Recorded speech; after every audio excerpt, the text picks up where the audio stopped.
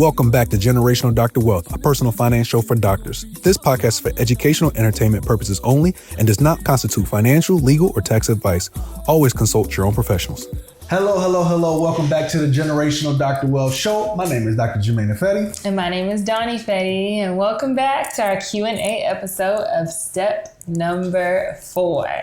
So just as a quick life update that we have going on, our son is turning 1 in a couple of weeks. Yeah, so time has flown by. The big one. We've done a lot of firsts this year. We most recently went to the beach for the first time. So it's been a wild one, but for the first birthday, we're planning something big, and I'm pretty sure y'all are gonna like it. We're planning a financially themed birthday party. And I know it's probably hard to wrap your mind around, but guess whose idea it was? You know, it was mine. What better gift to give to the youth than a financial literacy themed first birthday party? And we're gonna have different games. What are some of the games that the kids are gonna be playing? So we have Uncle Sam Says instead of Simon Says. We have a liquidity pool. We have an asset allocation area. We have market shuffle with giant, like jumbo Uno. We have money chairs instead of musical chairs. So the kids are going to leave with a lot of good information on how does financial literacy, what exactly is it? The parents are going to learn a lot as well. We also created an insert that the parents are going to be able to take home with the top 4 accounts to be able to start for your youth. And I'm so excited for them to learn about different things. HSA is on there, custodial Roth is on there, a custodial brokerage account is on there, as well as the new Trump account, some information about that particular account. If you would like that handout sent to you, you can DM us or you can send us an email and we'll make sure we can get that account to you if you have any young children that you're saving for. Yeah, it's going to be a great time. We'll keep y'all posted. Oh yeah. So today we're going to talk about step number 4 of the doctor's blueprint to financial freedom. So step number 1 through step number 3 gives us a nice solid financial foundation for us to be able to step upon as we continue to grow and build wealth. Now that leads us to step number 4 through step number 6. That's our financial framework. This is where the wealth is actually built. Step number 1 through step number 3 is not necessarily worried about building wealth. That's about protecting yourself to give you clarity of mind to actually build wealth. Because people think like building wealth is just about putting money into an account and watch it go to the moon. Negative. I could put you into the best account that's going to grow forever. But all it takes is one market crash for you to sell and be done with it. But when you have a solid financial foundation, you don't have to worry about selling too early. So in step number 4 through step number 6, now we can actually start building it. And that takes us to today, which is step number 4, save 3 to 6 months worth of income. Take us away. What questions do you have ready for us? I know you have a lot of lined up for us. Yep. So we have a few different callers that sent in their information and they wanted to know what you thought. So okay. Gotta drop some gems for him today. Let's do it. All right. So we have our first contestant. We have Dr. Reynolds. He's an emergency medicine physician. His question is, I make over $400,000 a year and still don't have enough savings to survive a real emergency. How much should doctors actually keep in cash before focusing heavily in investing? That's a very good question. See, Dr. Reynolds, one of the biggest things you always have to keep in mind is the fact that being a doctor, you have a higher income than the average American. We're talking about at least 3 to 6 times as much as the average American. Dr. Reynolds makes $400,000 plus. The average American makes $60,000. So you got to understand that. And on top of that, because of that higher income, a lot of us have a higher debt burden that we have to service as well. Right. So yes, on one hand, you're making a higher income, but like what else do you have in your life that you have to take care of and what are you responsible for? When it comes to this high income, it has actually a high responsibility. And that's why in this step number 4, having 3 to 6 months of income saved up puts Dr. Reynolds in a really, really solid foundation. Because what happens is when you have that kind of income, usually your expenses in life start to creep up. You don't usually see somebody making $400,000 who drives a $5,000 car, right? Or lives into an apartment that costs $1,000 with roommates. If you're making $400,000, you're probably gonna have a nicer car, a nicer house, you're probably gonna go on nicer vacations, and then you obviously have student loans to service if you're a part of the 70 to 80% of doctors who do have student debt. This is a great responsibility, and we have to save up these funds. Now, the question is, what's enough to survive a real emergency? Right. Again, because you're making about $400,000 a year plus, let's kind of break it down and back it up a little bit. How much is $400,000 across 12 months? Let's put it into the calculator and let's see. So we have $400,000. Quick math divided by 12 months. That's $33,000 a month. Now, how do we save up 3 to 6 months of that? I'm guessing based off of the question, Dr. Reynolds is single. So I'm going to venture on the side of stable job, single. If you have a stable job and you're single, usually 3 months is a safe place to rest upon. So it obviously depends on what kind of expenses you have in your life. But if we're in that ballpark, we're good. And it should be a little bit easier since he doesn't have anyone else that he's technically saving for. Yep. So everything is his decisions, his responsibilities. Absolutely. That he's paying for. Absolutely. So if they're saving 3 months, then that's 33,000 times 3 months. That's basically $100,000. How do you get 100,000 saved up? Is it going to be easy? No. But will it put you into a solid place? Absolutely, yes. So before we even talk about investing, I need to see $100,000 in an account ready to go. Now, again, to the average American making $60,000, that sounds absolutely crazy. But for someone who's making $400,000 a year, that's just 1/4 of his income. Right. And that's why we got to bring it back into perspective that doctors make a lot more, but we're also responsible for a lot more and usually have a lot more debt compared to the average person. So Dr. Reynolds, make sure you have a solid freedom fund in place with at least 3 months saved up. Make sure you have that $100,000 stashed away in a high yield savings account so you can at least earn that 4 to 5% interest. Then you have the clarity of mind to continue to invest however you see fit. It's good that you mentioned that you were seeing the scenario as him being single, but you mentioned also if he was married, what would that look like? That's a really good question. So if I'm thinking through that particular scenario, the number one thing I'm thinking of, does my spouse have a comparable income? If they're a stay-at-home, then you obviously say, no, there's no comparable income. Right. But let's say if your spouse is also making $400,000 and you only need 3 months and they need 3 months, put it together, you have 6 months. Now, if you have a stay-at-home spouse, you're going to probably need to be higher up in that. I'm probably saying closer to 5 to 6 months because you need to be able to cover not just your own expenses, but the whole household expenses, the family expenses. So it's always good to keep in mind that, hey, if I'm a single solo earner and have a stable source of income, meaning I'm probably not going to get fired in the next 6 months. I'm probably not going to switch jobs in the next 6 months. 3 months is perfectly okay. Right. If you know there's a little bit of fluctuation in your particular job situation, or you're an entrepreneur and you're responsible for yourself, or you have a larger family, or your spouse is stay at home. These are the different scenarios and when you want to be thinking about, okay, 3 months isn't enough. I need to be leaning to 5 to 6 months of income to be in a solid place. That's good. Hello, I'm Jonathan with Team Financials, and here at Team Financials, we make filing simple, accurate, and stress-free. Tax season does not have to be stressful, and we are here to make it as simple and stress-free as possible for you. Whether you need help with your personal tax return or your business owner looking for expert tax preparation, our experienced team is here to guide you every step of the way. We don't just file your taxes. Our slogan here at Team Financials is we educate so you can elevate, because when you understand your finances, you make stronger, smarter moves for your future. If you mention Dr. Wealth when filing with us, you will receive $75 off your personal and business tax preparations. Ready to get started? Please reach out to us at 704-412-4242 or book directly on our website at teamfinancials.com. Take care. Have a good rest of the day. Bye.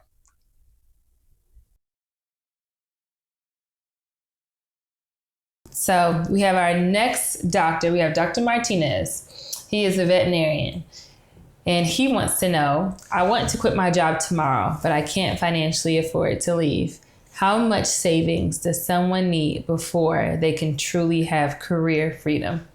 That's a really good question. Now, being a veterinarian, usually the average income for a vet ranges between $140,000 to $175,000, and that's usually for an associate vet. Now, for this particular scenario, you can easily work backwards and do the math to figure out how much is 3 to 6 months worth of income. Now, if you're thinking about switching jobs, so I'm going to really approach this from you're thinking about switching job type angle, then I would mentally want to make sure I'm in the 5 to 6 months worth of income versus a 3 months of income if you know you're switching jobs. And the reason I say that is because the way the market currently is, you never know how long it's going to take you to find a next job. If you're already in a toxic job now, you want to make sure you have enough time to be able to sort through all the possible jobs you're interested in looking at to find the right position. Because the only thing worse than going from one toxic position is going to another toxic position. So to make sure you have enough time to be able to really go into these offices, shadow for a day or two, ask the right questions, take your time, really sort through your offers. You might need to switch cities altogether. You might need to move. When you have 6 months of income saved up, that gives you the time necessary to be able to find the right position for you. See, now, if you're on more of 3 months income, you can burn through that relatively quick. Depending on how expensive your lifestyle is. Where you're living at, are you moving? Are there moving expenses or not moving expenses? You know, like, do you need tail coverage because based on your malpractice insurance, you have claim-based versus occurrence-based? These are all the kind of questions you have to ask yourself when you're thinking about switching jobs. It's not just walk in and say, you know what, I quit. I know we see that in Hollywood and it seems cool, right? But being a doctor, you have a bigger responsibility, and not just to your own personal financial situation, but also to your patients. You want to make sure that there's a continuity plan in place. See, a lot of people don't think about that when they're switching jobs. They're not thinking about the patients who have entrusted you, who said, you know what, you are my doc. When you're going through this, again, being a vet, I'm sure there's plenty of animals that Dr. Martinez is serving. You need to make sure that there's a smooth plan in place, because being a travel dentist working over 100 different cities, I saw what it looked like when doctors abandoned their posts, either because they were fired or because they decided to move on or whatever the situation is. So most of the offices I would work at, there will be no doctor in a 50-mile radius of that particular location, because I work in a lot of rural areas. So what happens in a rural area when somebody leaves their job and there's not a continuity plan in place, it really puts a tough bind on that community. I know we like to think about ourselves that, you know what, I need to be mentally in a good space, and I agree with that 100%. But also keep in mind the 1,000+ patients you might be serving that need you to feel confident to go through their life. Yeah, and I think it's really important that you even brought up the different scenarios that especially whether they're a seasoned doctor or even a new grad, especially a new grad. And you are graduating, you've passed your board exams, you're bright-eyed and bushy-tailed, and you think this is going to be the job. Interview went perfect, everything is flawless, contract, it's beautiful, chef's kiss. This is going to be where I am going to grow in my career and I'm going to take over one day. But then you come in and it's terrible. And that's a very common theme across not just doctors, it's across hygienists. I hear it less with assistants, but you don't necessarily know what something is like on the outside, like looking through the window. So having that freedom fund can allow you, like you said, to shadow those offices even before you sign the name on the dotted line and say, yes, I want to work here, and lock yourself into something for 2 years. Absolutely. So, I recommend to everybody out there, like, if you're in a toxic situation, start planning your exit now. Don't just stay in a toxic situation that's toxic to you financially or toxic to you mentally. Start planning what it looks like to come out of that by making sure you have a nice financial foundation in place. Yeah. So now that you have decided you're going to come out of that toxic situation, you want to be thinking to yourself, what's going to be my next step? See, after you decide to leave and you moved on and you're looking for your next position, I highly recommend going to go see where you're thinking about working. Actually get a good look at what the flow of the day looks like. I've only worked one associateship in my entire life, but for that one associateship, I went to the city, I shadowed the doctors, I actually spent the full day to figure out, is this somewhere I would want to work? And for me personally, I said yes to that question, right? And that gave me peace of mind knowing that, okay, I'm not even choosing this position. One of the main reasons I chose that particular associateship was because there was an experienced and seasoned clinician that was going to be side by side with me. So you got to think to yourself, okay, what is currently in place? Because a mentor always told me, never choose a job based off promises of what's going to be there when you work there. Look at the position today. Assume nothing's going to change. And if it stayed that way, would you say yes? Right. If they're promising you, I remember when I was going through the job search, they promised me, hey, we're going to have new technology there by the time you get there. New CBCT. We're going to double the staff. We're going to shorten the hours. All these different promises. None of that ever came to fruition because one of my colleagues actually ended up taking that position and said, I wish I never chose this position. So as you're going through your job search, as you're finding the next dream position, make sure you do not take rose-colored glasses into that position. I want you to go in there and see what it's truly worth to make sure you are finding a position that's going to serve you for years to come. And I think to add to that, everything won't be perfect. Absolutely not. So it won't be the dream position where everything is just like check marks going down the board. However, figuring out what is worth your time and what you can tolerate. So there will be pros, there will be cons, but do the cons outweigh the pros? Do the cons not affect your mental health and stability? That would make the difference of what position you decide to move forward with. Absolutely. Choose your heart, right? Because so the first position I accepted, that was for 12 hours a day, 3 days a week, including Saturdays, Fridays, and Thursdays. Yeah. To somebody, that's outrageous. There's no way I could give up my Saturdays and my Fridays. To you, that would be impossible, right? But for me, that was okay. Yeah. So again, it's choose your hard and make sure that the hard, because every position is going to be hard in its own certain way, right? But make sure it's hard aligns with your strengths, to make sure that it does not overpower you, but you can actually bring what makes you special to that position. Right. Okay. That's good. If you've been listening to the show, you probably heard us talk about the Doctor's Blueprint, the 9-step framework that helps doctors go from 6-figure debt to financial freedom. But a lot of listeners have asked the same question. How do I apply this to my own situation? That's exactly why we created the Dr. Wealth Blueprint Plan. It's a personalized financial roadmap designed specifically for doctors. We walk through your entire financial picture, your debt, insurance coverage, saving strategies, investment plan, and long-term goals, and then turn it into a clear step-by-step plan based on the doctor's blueprint. If you're interested, just text the word blueprint to 704-336-9313, and we'll send you the details and application. Again, that's blueprint to 704-336-9313 to learn more about the Dr. Wealth Blueprint Plan. And so we have Dr. Blake. He's an anesthesiologist, and he wants to know. So he says, I have over $500,000 in my investment accounts, and I make over $500,000 annually. I learned from the blueprint that I'm supposed to keep 3 to 6 months of income in my freedom fund. But isn't it better to have my money grow in the stock market? I love this question.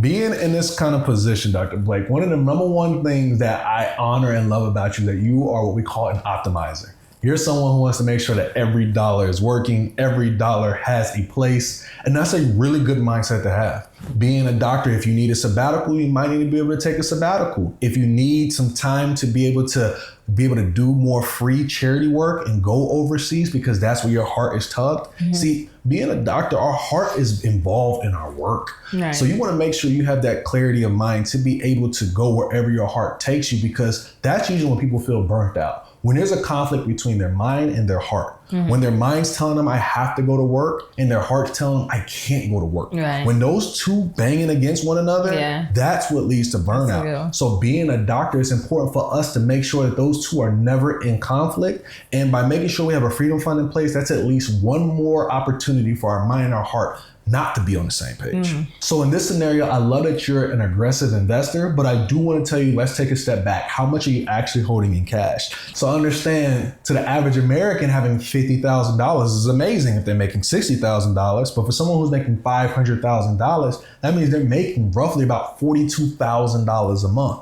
That's just not enough.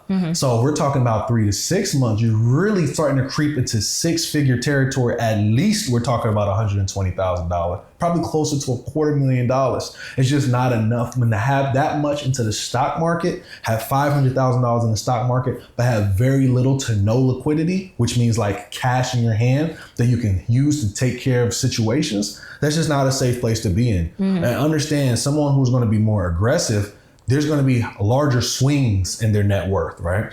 So for instance, when the Iran war first started in America, most portfolios dipped at least 10 to 20%. So that $500,000 would have dipped down about $400,000. Right. Are you okay with seeing the number on the screen going from $500,000 down to $400,000? Are you okay with that? Because if you're not okay with that, then you should not be investing at this particular time. See, me personally, I'm okay with that. I'm okay with seeing those swings because we have our freedom fund in place. I know that nothing that happens in the market is going to affect our day to day. I can go into procedures with a clear mind, knowing that, hey, I can take a look at the market, but regardless if it's bleeding red is what we call it, when everything is going down across every sector, when everything is bleeding red, it does not affect me at all. Yeah. I don't want, as an anesthesiologist, Dr. Blake, thinking about the market when you need to be thinking about your patients. Understand, that's why I keep saying, right? We have a bigger responsibility to our patients to make sure your doctor is financially free. And the only way to do that is to build wealth the right way, to not skip steps, but also make sure that we are putting funds in the right places. And it might take a little bit more time to do it by doing it the slow way, but we're doing it the right way. Imagine if Dr. Blake, right before COVID happened, if he had all his money in the stock market, and then everything in COVID, which dipped 30 to 40%, happened overnight. People's lives are at risk. Yeah. People's lives are at risk. Now he's going into the office thinking more about the dollars than the patients.